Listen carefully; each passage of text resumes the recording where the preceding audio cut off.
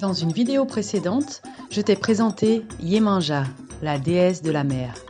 Si tu ne l'as pas encore vue, n'hésite pas à revenir en arrière pour la visionner.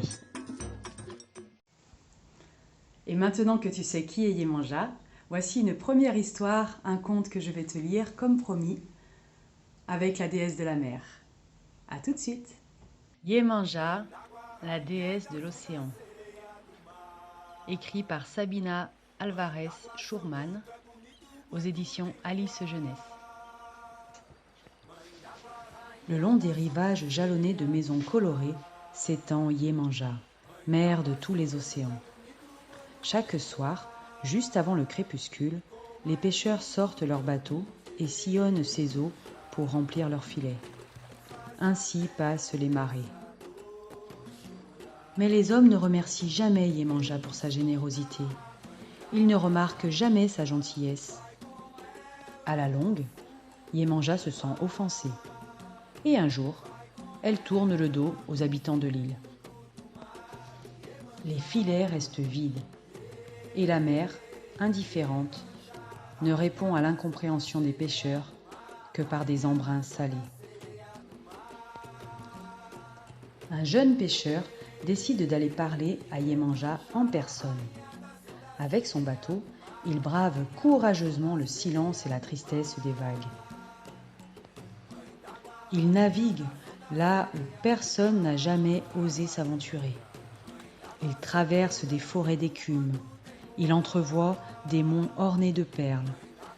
Il rame jusqu'à ce que l'eau devienne translucide et parfumée.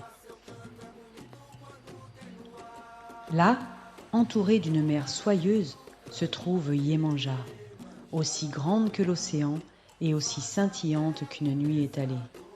« Elle est magnifique !» pense le jeune pêcheur.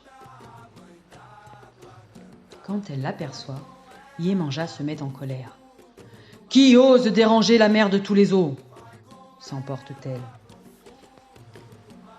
De violentes vagues agitent le bateau, mais le garçon réussit à s'agripper et ne tombe pas. Yemanja est furieuse. Elle se secoue de plus en plus fort et les vagues deviennent des tentacules qui s'entremêlent dans un tourbillon d'écume. Le garçon ne peut pas vaincre la fureur de la mer et s'enfonce dans l'eau comme on sombre dans un profond sommeil.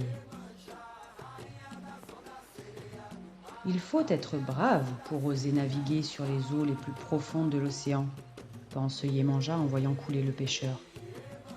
Elle regarde son visage paisible et réalise que c'est encore un enfant. Elle tend ses bras humides vers lui, l'étreint doucement, et son cœur s'emplit aussitôt d'un amour profond. Ce si jeune pêcheur lui a rappelé que les hommes sont aussi les enfants de la mer, ses enfants. Comme la lune se reflète sur les vagues de la mer, Yemanja se voit dans les yeux de chacun de ses enfants.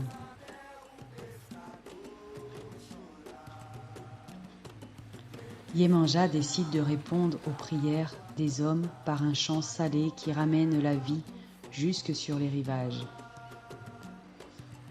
Depuis ce jour, les hommes rendent grâce à la mer de toutes les eaux avec amour et respect.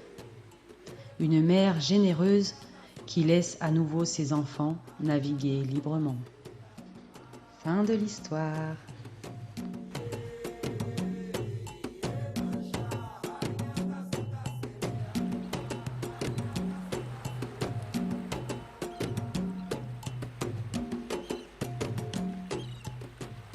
Si tu as aimé cette vidéo, clique sur j'aime et laisse-nous un petit commentaire en dessous.